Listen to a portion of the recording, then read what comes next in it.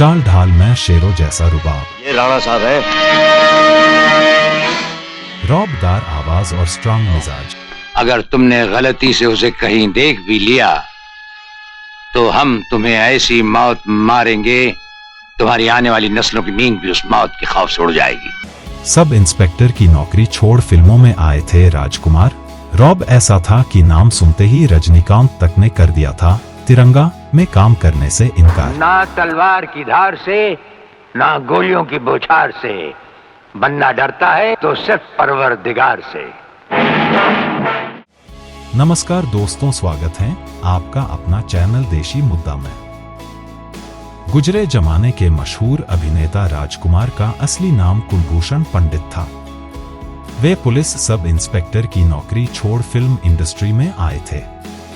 राजकुमार मुंबई के जिस थाने में कार्यरत थे, वहां अक्सर फिल्म उद्योग से जुड़े लोगों का आना जाना लगा रहता था। एक बार पुलिस स्टेशन में डायरेक्टर बलदेव दुबे कुछ काम से आए।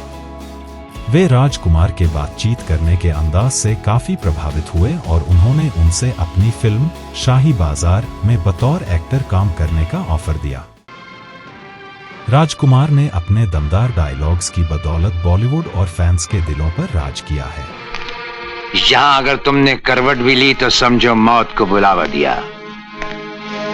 हमारी सुनो, आज रात अपनी आवाज को अपने सीने में घोंट लो। लोग उनकी रौबदार आवाज के आज भी कायल हैं। हम तुम्हें मारेंगे और जरूर मारेंगे, लेकिन वो बंदूक भी हमारी होगी, गोली भी हमारी होगी और वक्त भी हमारा होगा। राजकुमार अपने एक साथी की बात सुनकर पहले ही एक्टर बनने का मन बना चुके थे, इसलिए उन्होंने तुरंत ही अपनी सब इंस्पेक्टर की नौकरी से इस्तीफा दे दिया और फिल्म का ऑफर मंजूर कर लिया। हमको मिटा सके ये जमाने में दम नहीं, हमसे जमाना खुद है, जमाने से हम नहीं। 26 साल की उम्र में उनकी पहली फिल्म रंगीली रिलीज हुई और उसके बाद मदर इंडिया, हमराज और हीर रांझा जैसी करीब 70 फिल्मों में अभिनय किया। राजकुमार की गिनती अपने समय के सुपरस्टार्स में की जाती है। उनकी एक्टिंग स्टाइल और डायलॉग डिलीवरी जितनी बेहतरीन होती थी, उतने ही इंटरेस्टिंग उनकी लाइफ के किस्से भी हैं। उसे हम पूरा करने आए हैं। वे स्क्रीन पर ही नहीं, रियल लाइफ में भी बेबाकी के लिए जाने जाते थे। जानकारों का कहना है कि उनके बारे में ये फेमस था कि यदि उन्हें फिल्म के डायलॉग पसंद नहीं आते तो वे कैमरे के सामने ही उसे बदल देते थे। इन कागज के फूलों को देखकर याद आया, हकीकत छुप नहीं सकती बनावट के असूलों से, कि खुशबू आ नहीं सकती कभी कागज के फूलों से। राजकुमार उन अभिनेताओं में से थे जो अपनी शर्त पर काम करते थे। वो फिल्में फ्लॉप होने पर भी अपनी फीस बढ़ा देते थे। फिल्में फ्लॉप होने पर राजकुमार का कहना था कि वह अपने किरदार के साथ पूरा न्याय करते हैं और कभी यह नहीं सोचते कि वह उसमें फेल हुए हैं। राजकुमार ने एक इंटरव्यू में कहा था कि फिल्में फ्लॉप हो सकती हैं, लेकिन मैं नहीं। उनकी कई फिल्में काफी हिट रही थी, लेकिन कुछ ऐसी भी थी जो फ्लॉप हुई। हम तो यहाँ सिर्फ इस ख्याल से रुक गए थे कि नीचे से ऊपर बात करते हुए तुम्हें सर उठा के बात करने का मौका मिलेगा। अगर तुम्हें सर उठाकर बात करने का शौक नहीं है तो हम चले आते हैं। एक फिल्म की शूटिंग के दौरान हुए विवाद की वजह से उन्होंने 33 साल तक दिलीप कुमार के साथ काम नहीं किया। मीना कुमारी की खूबसूरती पर ऐसे फिदा थे कि अपना डायलॉग भूल जाते थे।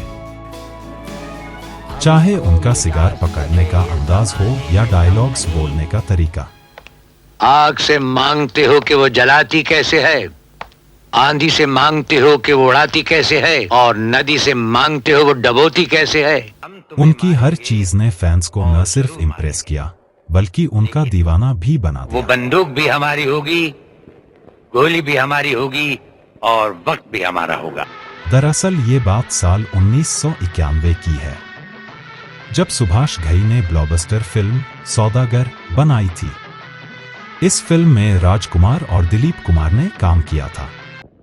वीर सिंह से कहिए खबरों की माने तो तब कि ये स्टार्स शेर एक को दूसरे के सांप दुश्मन और थे। काटा नहीं करते, दूर ही दूर से रेंगते हुए निकल जाते हैं। और फिर सौदा जिंदगी बचाने का नहीं, जिंदगी तबाह करने का हुआ था। आपको जानकर हैरानी होगी कि इस फिल्म से पहले राजकुमार और दिलीप कुमार ने 32 साल तक एक दूसरे के साथ काम नहीं किया। मुझे बता कि खबरों के और अनुसार तय के दोनों बीच के मामला बीच क्या है? साल 1959 में आई फिल्म क्या देख रहा है? पैगाम के विवाद वक्त किया। विवाद हुआ था, जिसके बाद दोनों एक दूसरे से किनारे करने लगे। वो अपने रुपए से हमें खरीदना चाहते हैं।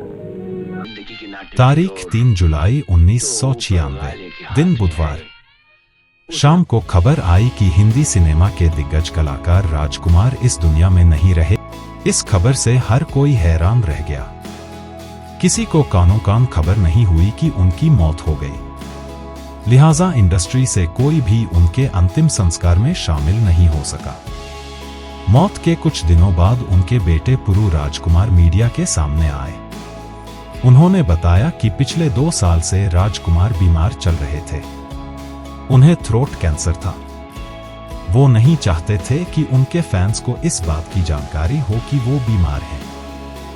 यही वजह थी कि ये बात इंडस्ट्री में भी किसी को पता नहीं थी। इसी तरह राजकुमार ने ताउम्र अपनी शर्तों पर जिंदगी जी। बेटे, हम कब आते हैं और कब जाते हैं ये तो तकदीर बनाने वाले को भी मालूम नहीं। हम गलत अल्फाज पसंद अगर नहीं आपको करते। ये वीडियो अच्छा लगे तो सब्सक्राइब करें, शेयर करें और हाँ कमेंट करना ना भूलें। तब तक आप अपना ध्यान रखें। नमस्कार। इस जंगल में हम दो शेर, चल घर जल्दी हो गई देर, चल घर जल्दी